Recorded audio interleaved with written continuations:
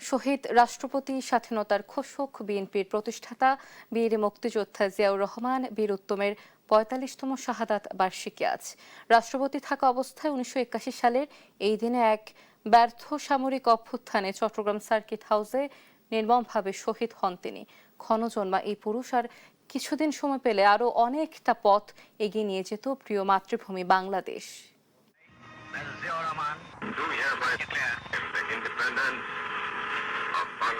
জিয়ার কণ্ঠ শুনে দিক নির্দেশনাহীন অনিশ্চয়তায় নিমজ্জিত বাংলাদেশের মানুষ ঝাঁপিয়ে পড়েছিল মা ও মাটির সুরক্ষায়। সেই থেকে শুরু ইতিহাসের নানা বাঁকে, নানাভাবে দেশকে তিনি দিয়েই গেছেন, শুধু বিনিময়ে পেয়েছেন গণমানুষের আকুণ্ঠ ভালোবাসা। ১৯৩৬ সালের ১৯ জানুয়ারি বগুড়ার বাগবাড়ি গ্রামে জন্ম জিয়াউর রহমানের। লেখাপড়ায় হাতেখড়ি স্থানীয় স্কুলে, কলেজের গণ্ডি পেরিয়ে ১৯৫৩ সালে যোগ দেন পাকিস্তান সেনাবাহিনীতে। এর কয়েক বছর পর ১৯৬০ সালে বিবাহ বন্ধনে আবদ্ধ হন খালেদা খানমের সঙ্গে, যিনি তিনবারের সাবেক প্রধানমন্ত্রী, গণতন্ত্রের আপসহীন নেত্রী প্রয়াত খালেদা জিয়া। জিয়াউর রহমান মুক্তিযুদ্ধের সময় ছিলেন চট্টগ্রামে। ১৯৭১ সালের ২৬শে মার্চ চট্টগ্রাম কালুরঘাট বেতার কেন্দ্র দখল করে পাঠ করেন স্বাধীনতার ঘোষণাপত্র। সেক্টর কমান্ডার হিসেবে রণাঙ্গনে সম্মুখ যুদ্ধে অংশ নিয়ে দেশ স্বাধীন করে আবার ফেরেন নিজ কর্মস্থল সেনাবাহিনীতে। ৭৫-এর ৭ নভেম্বর সিপাহী জনতার বিপ্লবের মধ্য দিয়ে আবারও দৃশ্যপটে জিয়াউর রহমান। আইন প্রশাসক হিসেবে আসেন রাষ্ট্র ক্ষমতার কেন্দ্রবিন্দুতে। ৭৭ সালে রাষ্ট্রপতি নির্বাচিত হলে মনোযোগ দেন রাজনৈতিক দল গঠনে। ৭৮ সালে প্রথমে জাতীয়তাবাদী গণতান্ত্রিক দল বা জাগদল গঠন করেন জিয়াউর রহমান। একই বছরে ১ সেপ্টেম্বর জাগদল ভেঙে প্রতিষ্ঠা করেন বাংলাদেশ জাতীয়তাবাদী দল বিএনপি।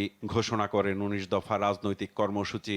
যে রাজনীতি অর্থনৈতিক উন্নতি সাধন করতে পারে না, দেশের অর্থনীতির উন্নতি সাধন করতে পারে না, সে রাজনীতিতে কোনো লাভ নেই। দেশকে বাকশাল মুক্ত করে বহুদলীয় গণতন্ত্র প্রতিষ্ঠার মধ্য দিয়ে কৃষি বিপ্লবের লক্ষ্যে ঐতিহাসিক খাল খনন কর্মসূচি নিয়ে ছুটে বেরিয়েছেন সারা দেশ। স্বনির্ভর হতে দেশবাসীকে উদ্বুদ্ধ করায় সফল হন এই রাখাল রাজা। তারই তৎপরতায় ৭৪-এর দুর্ভিক্ষ কবলিত বাংলাদেশ তার সময়ে উদ্বৃত্ত খাদ্য রপ্তানির সক্ষমতা অর্জন করে। শিল্প কারখানা বেসরকারীকরণ, পোশাক ও শ্রম রপ্তানির মধ্য দিয়ে শুরু করেন নতুন অর্থনৈতিক অগ্রযাত্রা। সাদাসিধে জীবনযাত্রা তাকে নিয়ে যায় জনপ্রিয়তার শিখরে। পররাষ্ট্রনীতিতেও আনেন আমূল সংস্কার। অল্প সময়ের মধ্যে আন্তর্জাতিক অঙ্গনে নিজের প্রভাব প্রতিষ্ঠা করেন জিয়াউর রহমান। আঞ্চলিক প্রতিযোগিতার বদলে সহযোগিতার ধারণা থেকে প্রতিষ্ঠা করেন দক্ষিণ এশিয়ার আঞ্চলিক সহায়তা সংস্থা সার্ক। ইরান ইরাক যুদ্ধে মধ্যপ্রাচ্য সংকটে ওআইসির পক্ষ থেকে মধ্যস্থতাকারী হিসেবে গুরুত্বপূর্ণ ভূমিকাও রাখেন তৎকালীন রাষ্ট্রপতি জিয়াউর রহমান।